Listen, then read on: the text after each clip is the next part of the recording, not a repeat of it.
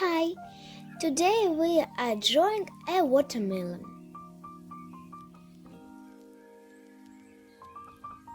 We need two markers, green and red, a black pen and a pencil. Take a pencil and draw a watermelon.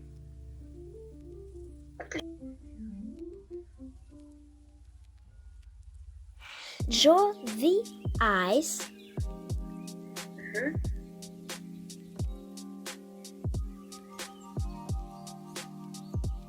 Draw the smile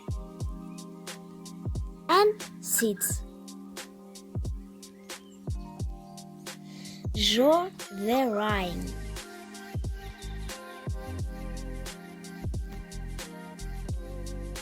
Take a red marker and color the watermelon.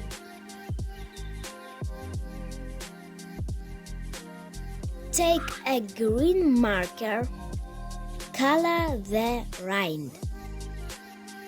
Super.